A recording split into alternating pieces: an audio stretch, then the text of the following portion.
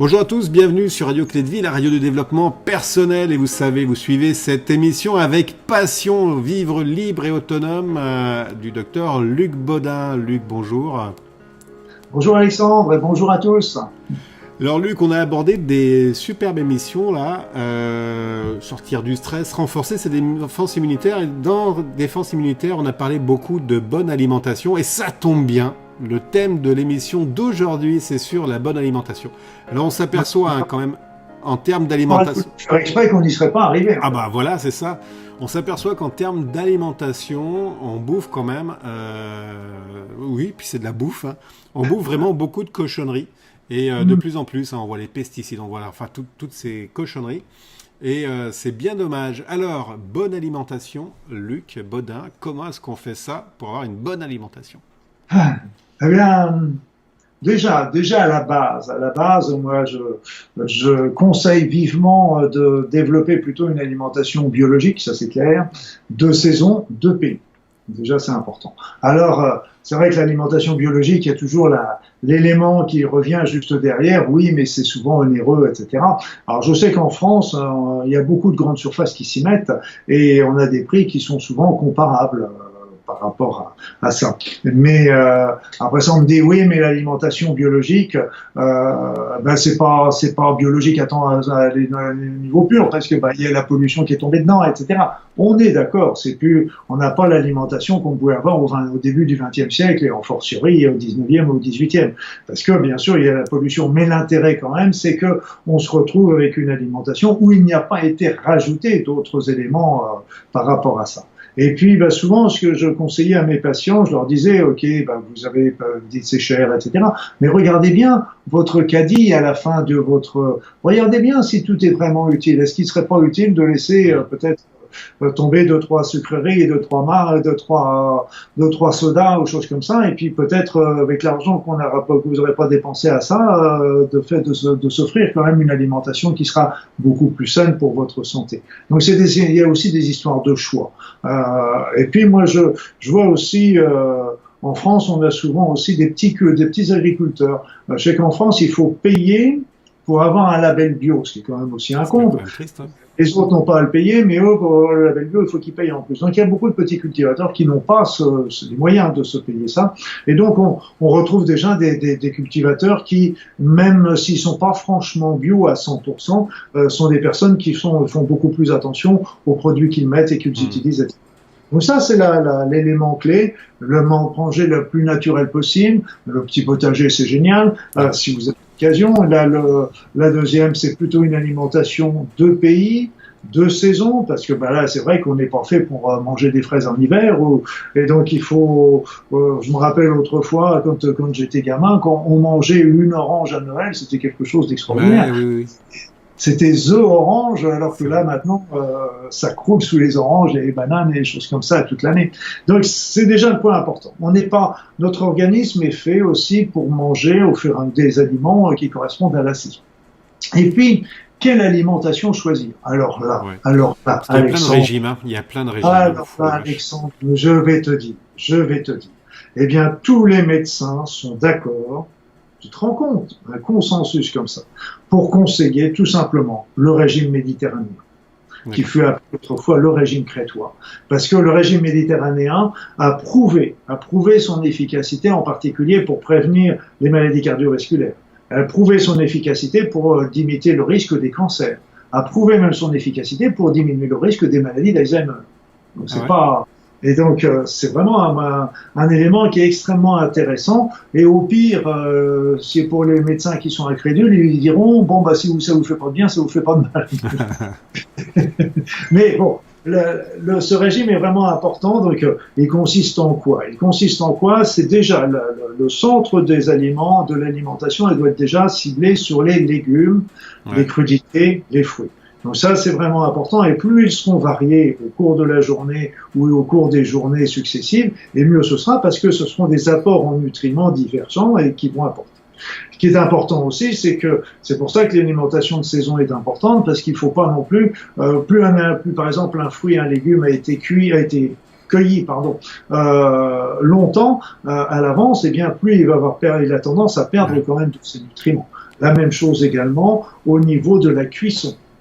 Plus on va le cuire à haute température et plus il va avoir tendance à perdre de ses aliments. Donc on conseille en général du 110 degrés maximum. Ne pas saisir les aliments, donc faire que vraiment les mettre à 110 degrés maximum. Si vous faites cuire des légumes, faites préférer surtout la cuisson à la vapeur, même pour le riz, vous pouvez le faire cuire à la vapeur. Plutôt que de cuire dans l'eau, parce que tous les nutriments passent dans l'eau, alors il faut boire le bouillon ce qui est possible quand on a fait une alimentation bio. Donc c'est vraiment les fruits, les crudités, etc. C'est vraiment la base. Après ça, on se retrouve. Oui. Juste 30 secondes. L'alimentation, comment s'appelle, vivante. C'est quoi quand on parle d'alimentation vivante? C'est les fruits, c'est les légumes non cuits? C'est les fruits, c'est les légumes. Je pense, tu sais, là encore, beaucoup de personnes mettent des mots différents, des sens différents derrière. Pour moi, une alimentation vivante, c'est une alimentation qui est justement crue ou faiblement cuite, etc. Et qui va garder toutes ses capacités, tout son potentiel. Voilà. Et donc c'est pour ça que même au niveau par exemple, moi je vais beaucoup en Polynésie, parce que c'est un pays que j'affectionne particulièrement, on mange beaucoup du poisson cru également. Beaucoup de fruits, beaucoup de légumes, etc. Donc c'était à l'origine. Maintenant, malheureusement, ça s'est beaucoup américanisé au niveau alimentation, ce qui pose des problèmes de poids, de problèmes de circulation, de maladies, de diabète, etc. Mais au départ, c'était vraiment une alimentation qui était très équilibrée. Donc pour les viandes, on préférait plutôt les viandes blanches aux viandes rouges, les poissons, beaucoup de poissons.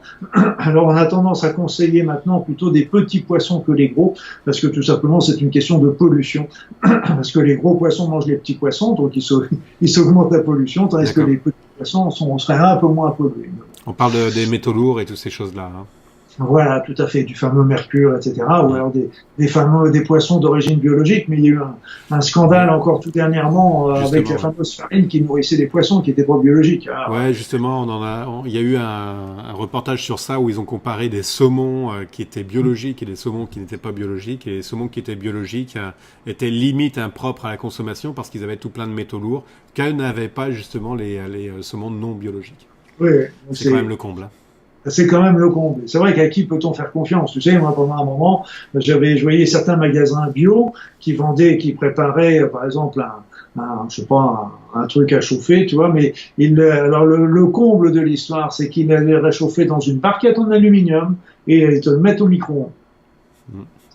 C'était un magasin bio, donc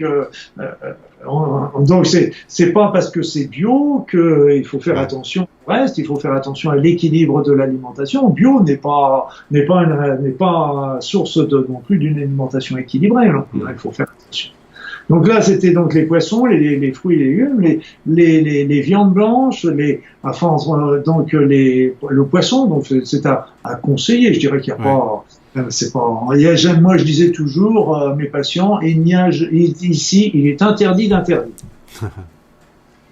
Moi, j'aime bien manger des frites de temps en temps. J'en mange jamais à la maison, mais quand je vais au restaurant, je mange un petit peu de frites. En plus, on a l'avantage, on n'a pas les odeurs.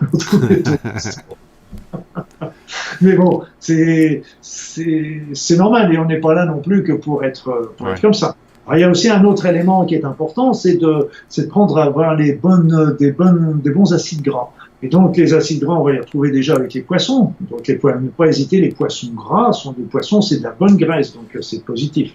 Après ça, on va les retrouver avec les huiles d'olive, avec les huiles de colza, avec les huiles de noix, de tournesol. Donc, ils vont apporter des oméga 3, des monoinsaturés, des polyinsaturés, oméga 3, oméga 6, oméga 9, et qui sont très importantes pour la santé parce que ça va développer certaines substances, des prostaglandines, qui vont être très utiles pour relancer les défenses immunitaires, pour lutter contre le vieillissement, en plus, toutes nos cellules sont formées d'acides gras. Alors, si on a des acides gras qui sont justement mono ou polyinsaturés, comme je viens de vous le dire, eh bien, à ce moment-là, les cellules ont des membranes qui sont souples et elles vont beaucoup mieux communiquer, échanger entre elles, etc. Par contre, si on prend des acides gras saturés, comme les fritures, comme les viandes rouges ou choses comme ça fait des coques. Donc les cellules deviennent des coques et il y a beaucoup moins d'éléments qui vont rentrer en.